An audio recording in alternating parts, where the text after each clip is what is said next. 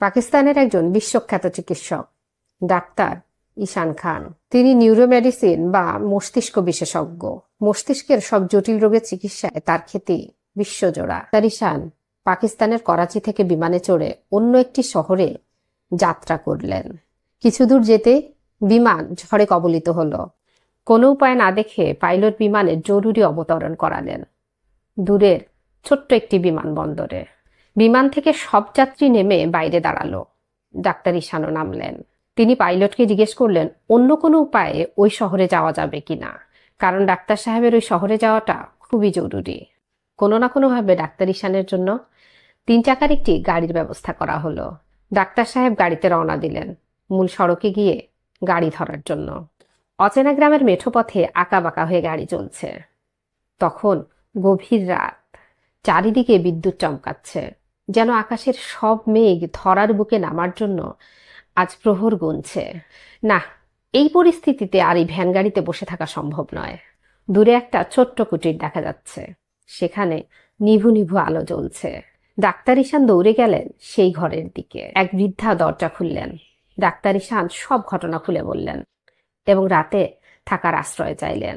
বৃদ্ধা ডাক্তার সাহেবকে আপ্যায়ন করলেন, অজু নামাজের ব্যবস্থা করলেন। নামাজের বিছানার পাশে দেখলেন একটি ছোট্ট অসুস্থ শিশু ঘুমিয়ে আছেন। ডাক্তার সাহেব বৃদ্ধাকে জিজ্ঞেস করলেন এই শিশুটিকে, তার কি হয়েছে? বৃদ্ধা উত্তর দিলেন এই শিশুটি আমার নাতি, তার মা বাবা মারা গিয়েছে, খুবই অসুস্থ, তার চিকিৎসা দেশের কোনো ডাক্তারই করতে পারছে না, তবে একজন বিশেষজ্ঞ ডাক্তার পারবেন বলে সবাই পরামর্শ দিচ্ছেন। আমরা সেই ডাক্তার সাহেবের সাথে দেখা করার চেষ্টা করেছি। ডাক্তারের চেম্বারের মানুষজন আমাদেরকে 6 মাসের পরে সিরিয়াল দিয়ে দেখা করতে বলেছেন। আমি প্রতি ওয়াক্ত সালাতের শেষে আল্লাহর কাছে বলি, ওগো দয়াময়, এই শিশুটি এতিম, ও খুবই অসুস্থ, তোমার কুদরতি তাজ্জাল্লি দিয়ে আমাদেরকে সাহায্য করো, আর ডাক্তার সাহেবের সাথে আমাদের দেখা করার পথ সহজ করে দাও। উৎসাহী হয়ে ডাক্তার সাহেব জিজ্ঞেস করলেন, মা, সেই ডাক্তারের নাম কি? বৃদ্ধা উত্তর দিলেন, তার নাম ডাক্তার ঈশান। মনে হচ্ছে তার পায়ের নিচ থেকে মাটি সরে যাচ্ছে, তার হাত পা অবশ হয়ে আসছে। এটা কি স্বপ্ন নাকি বাস্তব কিছুই বুঝতে পারছেন না।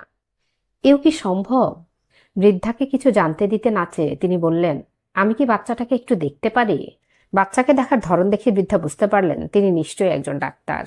ডাক্তার সাহেব বাচ্চাটির চিকিৎসা করার কথা বৃদ্ধাকে জানালেন। বৃদ্ধা বললেন, ডাক্তার ঈশান ছাড়া এই বাচ্চার চিকিৎসা অন্য কেউ করতে পারবে না, আর তিনি ডাক্তার ঈশান ছাড়া আর কাউকে দেখাতে চান না।